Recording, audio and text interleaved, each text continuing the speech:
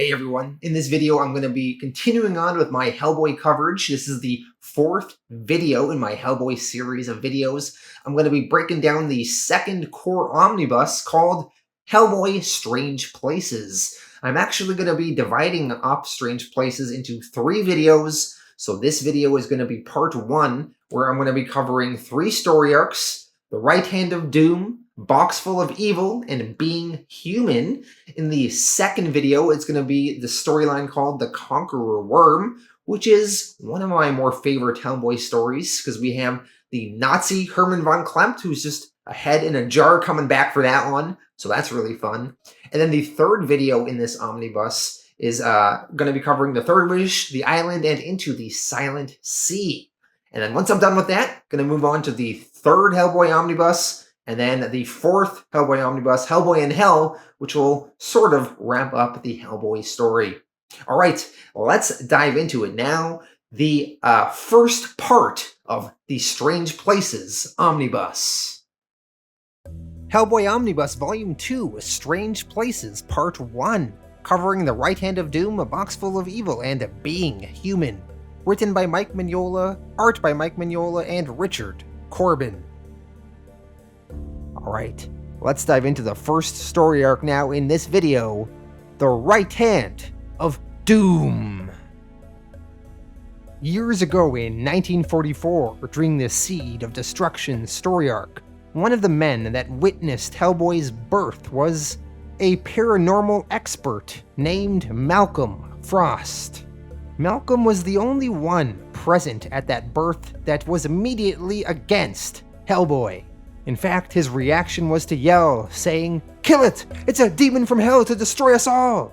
He was not listened to, and Hellboy lived and was adopted by Trevor Broom. Professor Frost could not let it go, though. He really felt that Hellboy was a threat. Over the next decade or so, Frost would make numerous attempts to have Hellboy destroyed.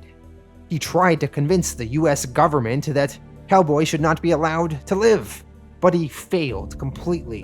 In 1952, the United Nations granted Hellboy honorary human status, and this ruined Malcolm, and he did not live long after that. But now, in the present day, which when this comic took place was the year 1998, Hellboy traveled to Spain to meet with a priest named Adrian Frost. Adrian was the son of Malcolm Frost. Unlike his father, Adrian does not hold any animosity towards Hellboy. Adrian, he is dying. The doctors say he does not have much time left, and he wished to talk to Hellboy before he goes. So he wrote to him, and Hellboy came. So Hellboy and this Adrian Frost, they talk. They discuss Hellboy's history with Malcolm Frost. And then Adrian presents Hellboy a scrap of paper, written in a language called Lemurian, which Hellboy happens to know because Trevor Broom taught him. So Hellboy, he reads this paper. On it, there is a picture of this right hand of doom, which is Hellboy's right hand. The text in Lemurian on the paper reads, "Behold the right hand of doom." So let me tell you a little bit about this right hand of doom. It is a massive stone-like hand that is on Hellboy's right hand. The hand was actually given to Hellboy by his father, his demonic father, Aziel, although we'll learn more about that in future storylines, as the hand's full origin is kind of a mystery for now. The right hand is indestructible, making it a powerful weapon. The significance of the hand, though, goes beyond being just a strong fist. It is also the key to unlocking the power of the Ogdru Jihad, the ancient and destructive entities that threaten the world. So in a way, the right hand of doom is both a symbol of Hellboy's dark destiny and a tool that could potentially end the world. Although Hellboy, he always resists this fate. It has also been stated that the power of the right hand of doom can also awaken and give life to an army in hell that would batter down the barriers between hell, heaven, and earth. And this is what Hellboy's uncle Astaroth keeps trying to push Hellboy towards in the few short stories we've seen with him in the past. Adrian Frost agrees to give Hellboy the texts that he has discovered, but in return he wants to hear Hellboy's life story. Hellboy, he essentially recounts all the events we've seen in the past storylines. His birth in England, his childhood in New Mexico, joining the BPRD, the events of Seed of Destruction, the Chained Coffin, and Wake the Devil, eventually catching up his story to the present day. Adrian Frost asks Hellboy about his right hand. What is he planning to do with it? Hellboy questions, what if I cut it off? The priest responds, and what would you do with it? Where would it ever be safe? What if it were used? By Adrian Frost saying that, we can assume that the right hand of Doom would still have power, even if it is not attached to Hellboy at all. It would still be able to perform the tasks that I mentioned earlier. So Adrian tells Hellboy, I don't think there's any way for you to be rid of it. I'm sorry. So Hellboy, he comes to the conclusion that the only way to prevent his right hand from falling into the wrong hands is to keep it and protect it. Adrian and Hellboy's conversation starts wrapping up. Adrian tells Hellboy, I'm glad to have met you. I wish my father, well, you know. God bless and keep you, my son. Go in peace. As Hellboy walks away, he says to himself, Hand of Doom, jeez, what a life. Our next story arc is called Box Full of Evil. Over in England, Hellboy and Abe Sapien are investigating a peculiar break-in at this English house. The owner explains that last night, around midnight, he was down here reading a book when suddenly he found that he couldn't move or speak. It was horrible. And then a man walked into the room. Complete stranger. He can't imagine how he got in. The house was all locked up for the night. The man was odd-looking. He was short with a round head and a ridiculous mustache. He was carrying a candlestick shaped like a human hand, and he walked right past him without saying a word and went to work banging on the far wall. A few minutes later, the man left with a metal box and something that looked like fireplace tongs. And he left the candlestick on his way out. And then the man says he was frozen in place until 11:30 this morning.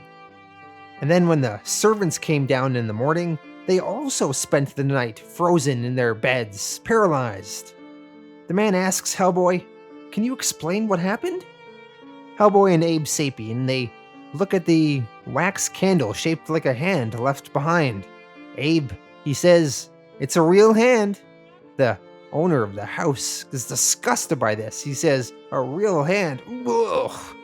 Hellboy, he explains that this hand here, it's called the Hand of Glory. It's the hand of a hanged man, dried and dipped in wax, made into a candle. If it's used right, it can unlock doors and immobilize everyone in a house.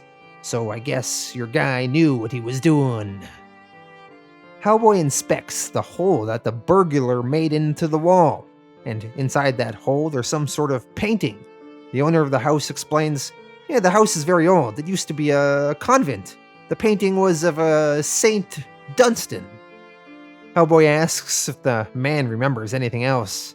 The man, he thinks on it and says that he actually had a vision of a sinister-looking house, and he describes it to Hellboy and Abe, and with that information, they have been able to determine where they should go next. Over in Lochmaben, Scotland, at that very same sinister-looking house that the man that was burglarized claimed to see in his vision. Inside that house, we meet a man named Igor Bromhead.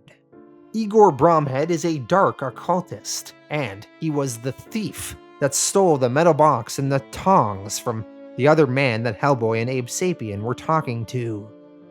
Igor Bromhead in this house is talking to a count and countess, and he is attempting to sell what he stole from that other man earlier. Sell the contents of this metal box and what is inside. He explains that the legend is Saint Dunstan caught a demon with his tongs, and he trapped that demon inside this metal box. The Count and Countess, who are devil worshippers, they desperately want this box.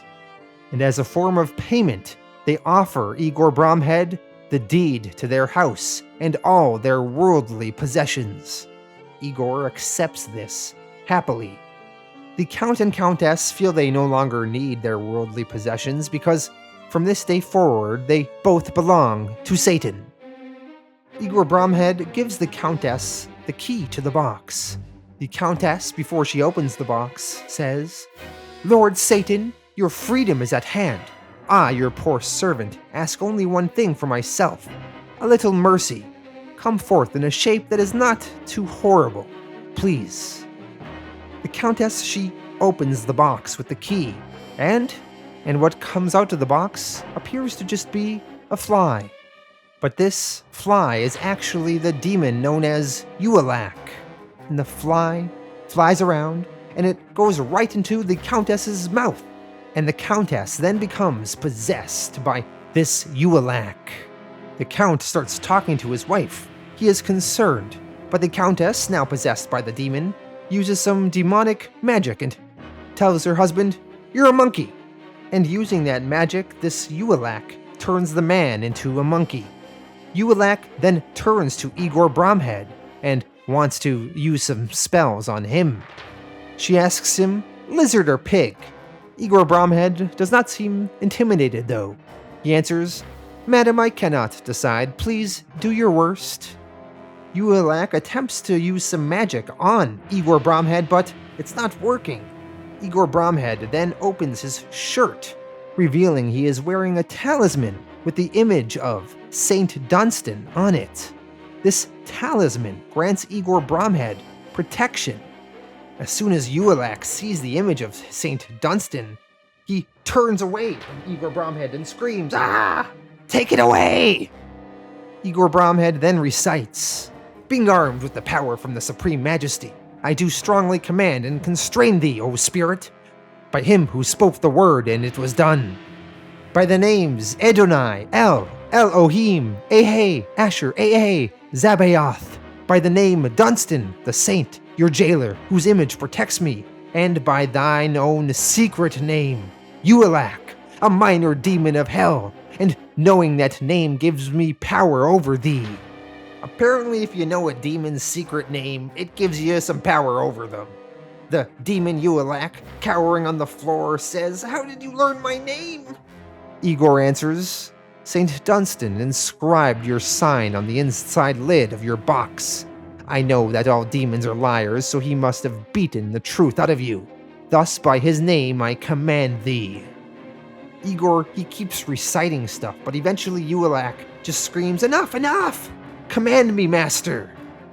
Ualak now has to do whatever Igor wants. Igor tells the demon, "Grant me wealth and power."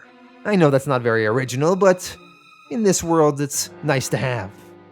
The demon tells Igor that there is treasure hidden in the house, so he already has wealth. And with that wealth, he can acquire power. But if he wants a power greater than that, well, Ualak has an idea. Ualak starts talking about Hellboy and Hellboy's destiny. Ualak says, "The great beast, harbinger of the apocalypse, is alive now in the world. He has denied his fate, but he has never given up his crown. It is invisible to him, and to all men, but he wears it. And his is the power to loose and control the greater furies of destructive nature. Even the regents of hell must bow before that. Even in my prison I have heard them whisper his secret name, Anyungun Rama." Igor is enticed by this. If he controls Hellboy with his secret name, he can potentially control all the power of the armies of hell. Igor asks Ualak, "Can you bring him here?" Ualak answers, "He is here already."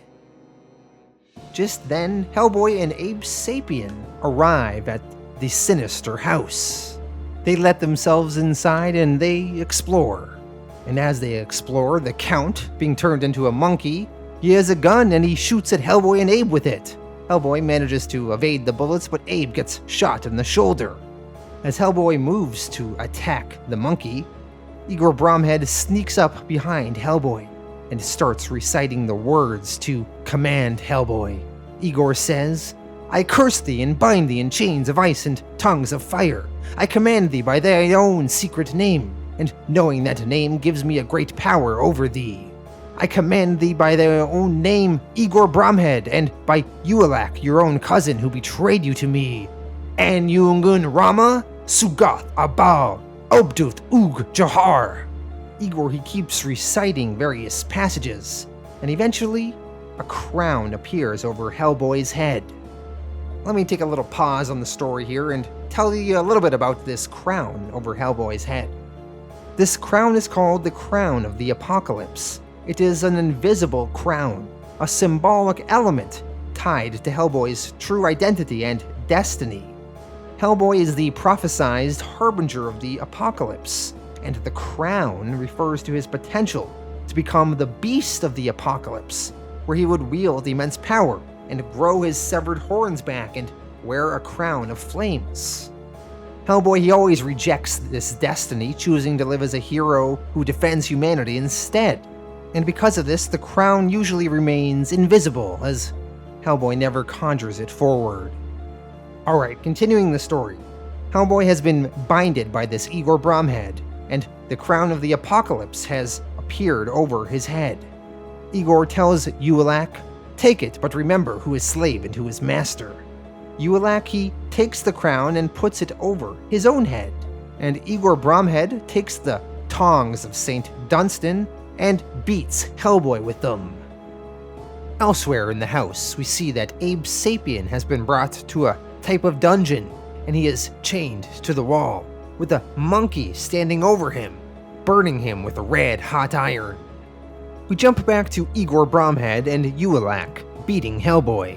Bromhead is taking great joy in slowly killing Hellboy as he despises Hellboy.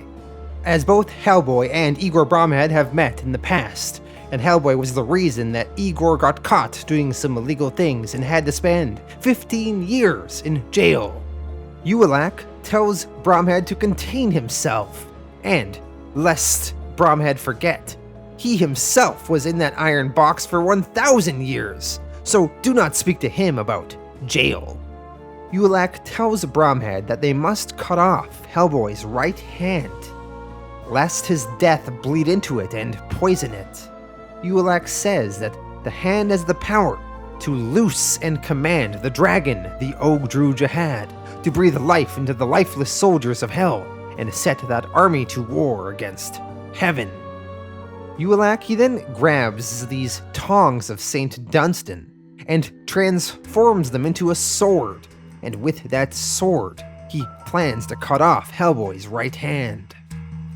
While that is happening, Hellboy's body remains present in that room, but his spirit seems to be brought to another place, and Hellboy, he finds himself sitting below a tree with Dagda, the king of the fairy, as well as a goblin. Both of these were characters we saw previously in the Corpse storyline. And there was also Sir Edward Grey. Let me explain to you a little bit about this Sir Edward Grey character, as he appears frequently kind of in the background, and we don't really get a clue on who he is until later. Sir Edward Grey does have his own spin-off miniseries from Hellboy, detailing his many adventures in the past. So, Sir Edward Grey was born in 1856 in West Sussex, England. He eventually became an occult paranormal detective, working as a special agent for Queen Victoria, dealing with occult threats. He battled many supernatural entities, including witches, vampires, and warlocks, and his work often brought him into conflict with the Heliopic Brotherhood of Ra, a secret society with sinister intentions. Sir Edward Grey eventually quit government service and became an independent occult detective. Over the years, Sir Edward Grey continued his fight against the Heliopic Brotherhood of Ra, leading to a final confrontation in Chicago in 1916, where he stopped the summoning of a demon. But that demon dragged him into hell and cursed him with eternal life. And there in hell, his body was torn apart and stitched back together again, and he became a powerful warlock. Sir Edward Grey survived into the modern era, gaining occult powers and knowledge of events surrounding Hellboy's destiny. Sir Edward Grey has always maintained his faith in Hellboy, though, that he will be able to reject this so-called destiny of his, and will stay on the side of good. Okay, so that's Sir Edward Grey. Him, Dagda, and this goblin are there talking to Hellboy. The goblin there asks Hellboy, "What's your name?" Hellboy, he answers, Anyungun Rama. The goblin responds to this, "That's just words, boy. What do they mean?" Hellboy answers, I don't know." The goblin continues, "Anyungun Rama, world destroyer, the great beast." Dagda adds, "And upon his brow is set a crown of fire." Sir Edward Grey, he asks Hellboy, "Is that who you are?" Hellboy, he thinks on it. He is not a world destroyer. He is not the great beast. In fact, he doesn't even have this crown of fire over his head as Uelak took it. Hellboy answers, "No." The goblin tells Hellboy, "Well then, boy, it's not your name, is it? Is it?" All of a sudden, we go back to Hellboy in that sinister house. Igor Bromhead is there, and Uelak is going to chop off Hellboy's right hand. Hellboy previously was powerless to fight back, as Igor Bromhead controlled him because Igor Bromhead knew Hellboy's secret name. But as Dagda the Goblin and Sir Edward Grey explained to Hellboy, that's not his name, is it? And since it isn't, he is now free of Bromhead's binding. So Hellboy, he can now fight back and attack Uelak. Igor Bromhead is confused. He says, "He's moving. You said he shouldn't be able to move." Uelak responds, "Silence, you yapping dog. In truth, you should not be free, but you are bound by your own name." Hellboy responds, "It's not my name, it's yours." I mean, currently Uelak holds the crown of fire over his head. So is not he Anyungun Rama? Hellboy continues fighting Uelak and eventually shatters the sword that he was holding in his hand. Igor Bromhead, he flees out of fear. Abe Sapien, he manages to free himself from the monkey that was beating him. At one point, the monkey leaps at Abe. Abe dodges out of the way, and the monkey falls through a hole in the wall and lands on a pile of treasure at the bottom of the house. This treasure was mentioned earlier by Uelak to Igor Bromhead. It is the treasure of the Count and Countess. Hellboy and Uelak continue to trade blows. Meanwhile, Igor Bromhead is continuing to make his way throughout the house, and he runs into an escaped Abe Sapien. Abe demands to know where Hellboy is. Igor responds, "I don't know anything about anything." Abe, he attempts to grab Igor and holds his robe, but Igor runs off, and the robe gets shredded. Igor, he runs. He manages to make his way into another room. He closes the door to the room, and then Igor Bromhead invokes the demon Astaroth for help. Igor, he prays, "Lord Astaroth, great prince of hell, save me." Astaroth then appears before Igor Bromhead, and he transforms the door of the room into a stone wall, protecting Igor Bromhead from Abe Sapien. Abe cannot get through the stone wall. However, in the struggle that Igor was having with Abe earlier, Abe managed to grab on to Igor's robe, and he ripped some of Igor's clothing, and in that process, Abe ripped off a piece of the talisman that Igor was wearing. With that talisman ripped, Igor no longer has his protection from these demons. So Astaroth, with his magics, transforms Igor's bottom half into a lizard. Hellboy, he is still continuing to fight Uelak. Uelak taunts Hellboy saying, "Once maybe you were fit to wear this crown, but no more. You have been living too long among them. You have almost become human." Hellboy responds, "Well, that makes me a lot better than you." Hellboy, he then grabs his horns that have regrown on his head, and he breaks them off. And he stabs Uelak with them. Uelak, he falls back. He goes to a window and he falls outside of it. In order to protect himself from the fall, Uelak turns back into a fly.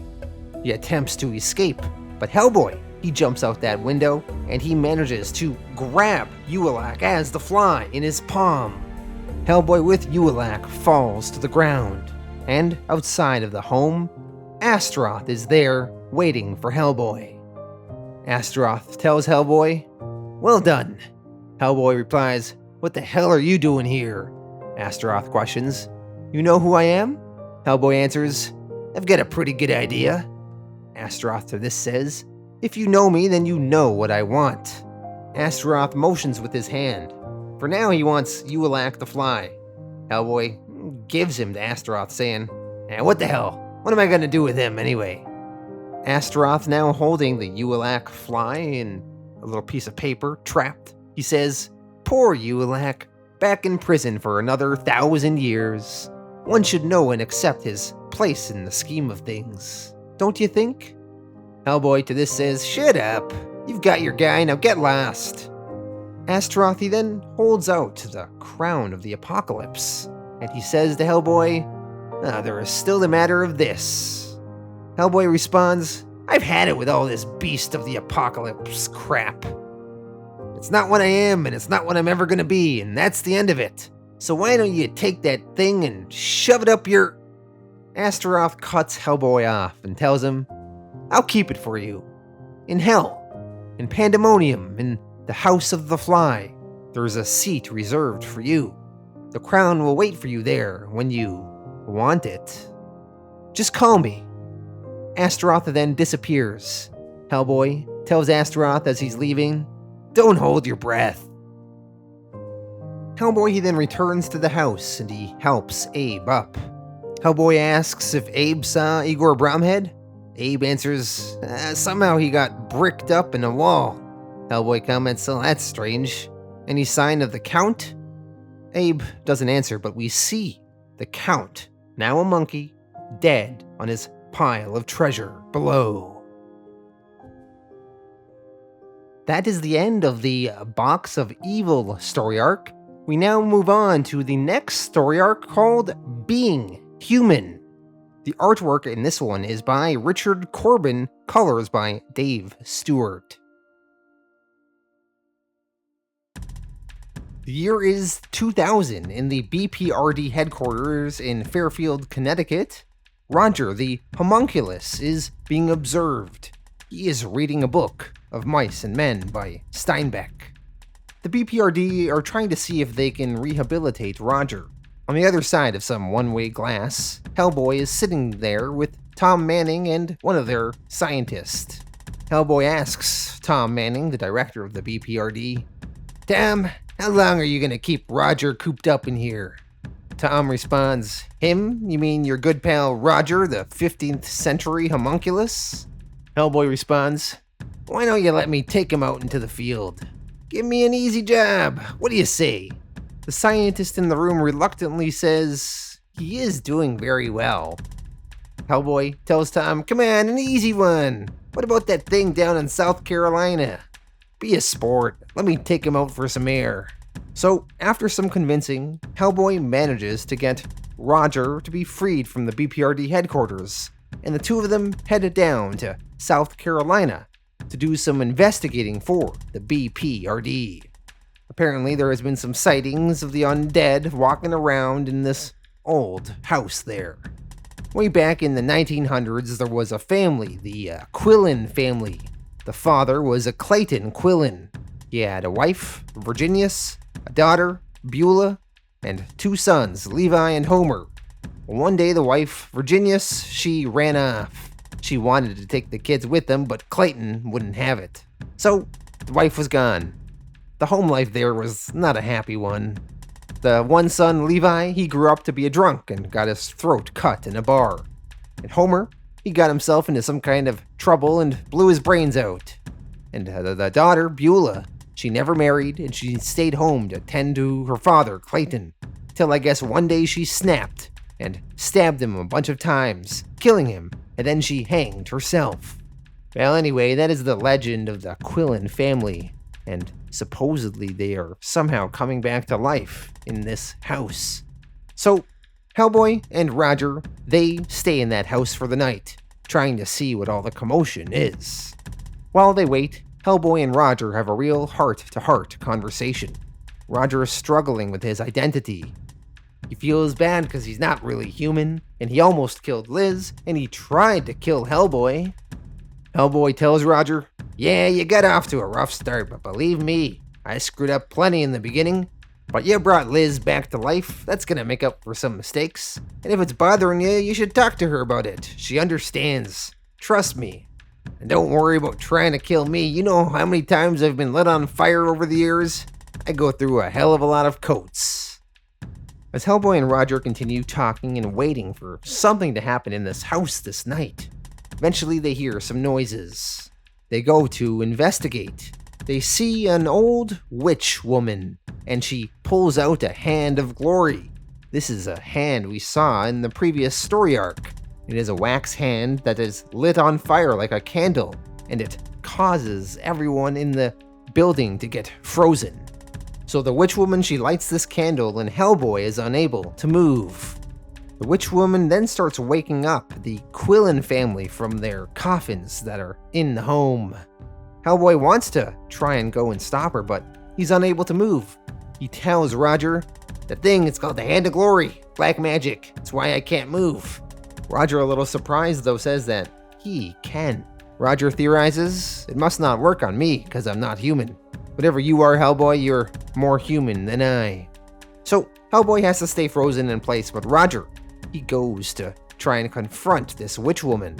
Roger, he heads into the next room. He wants to put out the candles on the Hand of Glory, but before he can do so, the witch woman has a zombie servant with her, and the zombie servant spots Roger and attacks him.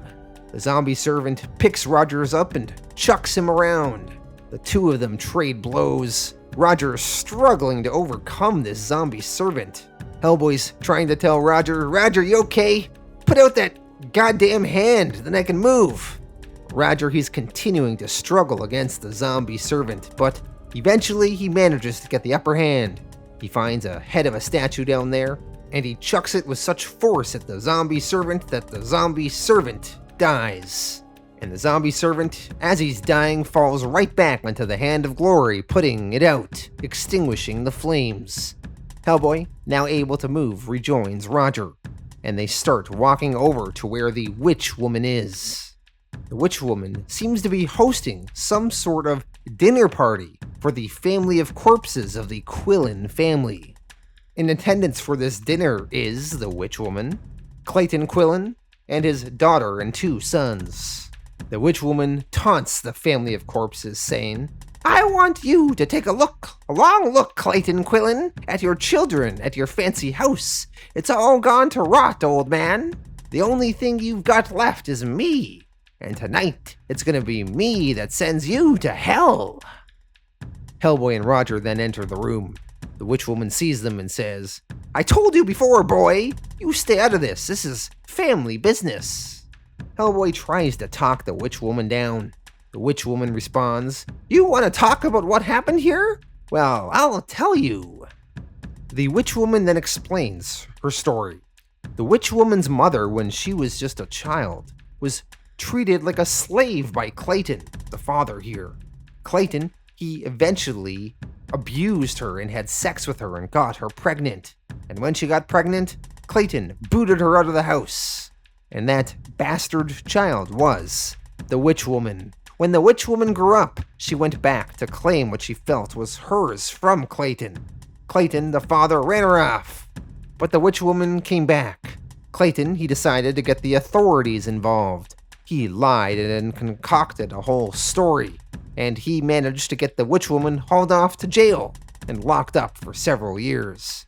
The witch woman, she vowed then that Clayton and his children wouldn't have a day of peace or happiness from then forward, and she would trouble them to the grave and beyond. The witch woman would have got her revenge much sooner, but she's been locked up in jail for all this time, and now finally she can have her vengeance. The witch woman, then talking to Clayton, says, "I learned some things, and it's been a real pleasure to haul you out, so you can see how all your money and fancy ways have come to nothing. And look, see what's coming for you now. See what I called up to drag you all down to hell. You'll all burn together for the trouble you caused me. A family ought to stay together, you and your boys, and that half-wit real daughter of yours." The corpse of Clayton Quillen somehow starts tearing, which does not make scientific sense. But he pleads with the witch woman, saying, "Please."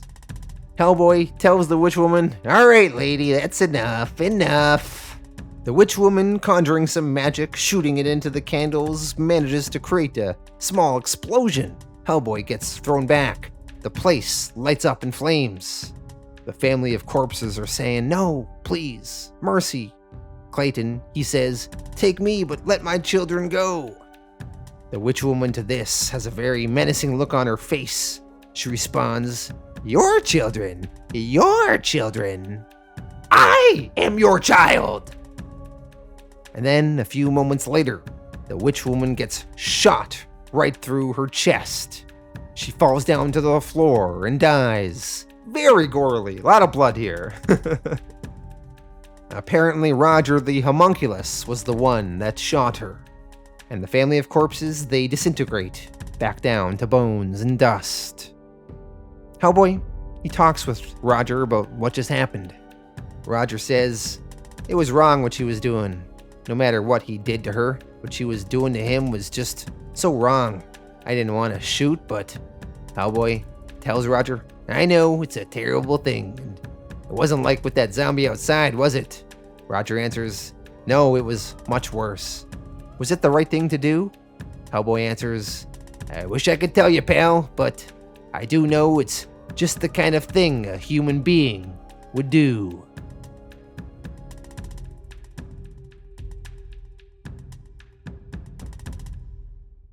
Alright, so let me dive into my thoughts on part 1 of Strange Places. So first we had the Right Hand of Doom story arc, which it was short, but I thought it was pretty effective.